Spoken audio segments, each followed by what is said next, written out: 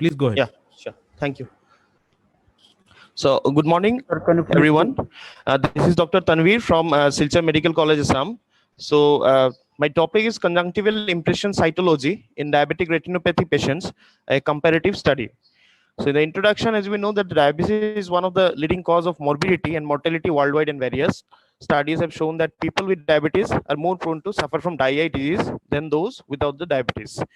This study was undertaken with the aim to find out the prevalence of dry eye disease in patients of type 2 diabetes mellitus and to find a correlation between the glycemic control and prevalence of dry eye. So in the materials of method of the study was carried out over a period of 1 year, and the cases of type 2 diabetes were selected from patients attending the outpatient department only. Diagnosis of dry eye was made of the OSDI score, which was more than 12, with one of the positive specific for dry eye. Including criteria was all diagnosed cases of type 2 diabetes mellitus of either sex if they were in the age group of 35 to 75 years. Subject with secondary diabetes and those who are on other non-diabetic medications that could affect tear production were excluded from the study. Previous history of ocular surgery, persons with Bell's palsy, Sjogren syndrome, rheumatoid arthritis, or Parkinson's disease were excluded from the study. In the materials of method, continuing it with it, an ocular surface disease questionnaire was administered to all participants to assess the symptoms of dry eye and correlate them with the signs. A complete ocular examination of the lid margin conjunctiva was done. Examination of the fundus was also performed to assess the grade of diabetic retinopathy in that patient for further correlation. Following this, tests to diagnose dry eye were performed. These are tear breakup time, ocular surface staining by Rosebangle and fluorescent staining. Sherman's test and conjunctival impression cytology were also done.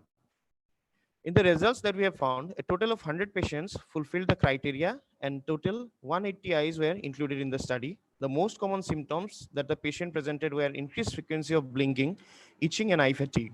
In this study, out of 180 eyes, there were 39, that is about 21.67 eyes had retinopathy, 20 eyes had the mild NPDR, 13 had moderate NPDR, 3 had severe NPDR, and 3 had PDR.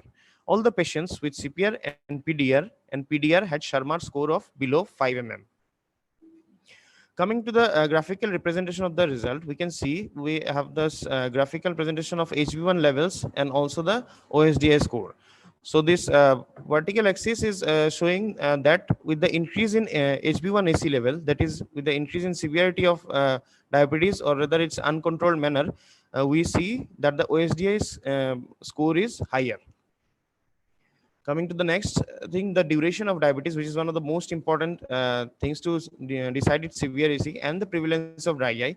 The orange color is signifying that there is no dry eye, and the blue ones are signifying there is dry eye. So we can see that in a duration of 6 to 12 months of diabetes mellitus, there was no dry eye found. 1 to 5 years, there was gradually increase in the diabetes. And then with the increase in duration of the disease, the diabetes mellitus, we can also see the prevalence of dry eye is also increasing. In the HB1AC level correlation, we can see when the HB1AC level was less than 7, we can see there was grade 0 of the dry eye maximum number. And again, with the gradual increase in the HB1AC level, we can see that there is an increase in the severity of the dry eye also. Now, this particular correlation has been found statistically significant, and the P value signifies that those two values can be correlated. In the discussion part, we find that the prevalence of dry eye in this study was found to be 48.33%. The study on diabetic patients showed that increased prevalence of dry eye, like Manaviat et al., showed 54% of those with diabetes had dry eye, while Hom and Delan did a study on patients with either diabetes or borderline diabetes, but our findings differ from the Kaiserman et al., which had a prevalence of 20.6%, as they determined the dry eye disease by ocular lubrication use. Our impression cytologic analysis showed a higher grade of squamous metaplasia and lower goblet cell density in the diabetic patients. Epithelial cells were larger and more polygonal, and the nucleocytoplasmic ratio was also increased. In severe cases, multinucleated variable staining cytoplasmic, small nuclei, even pycnotic or absent nuclei cells were found. Most of the previous studies have suggested that impression cytology is altered in the diabetic cases, like studies by Dogru M. Wuyun et al. And Knapp et al. And Ino et al. So, ocular trauma is one of the frequently attended entity in the eye in OPD and MR. Incidence of ocular trauma causing traumatic. Sir, please conclude, sir. These are my Time's up, references. sir. Thank you. Dr.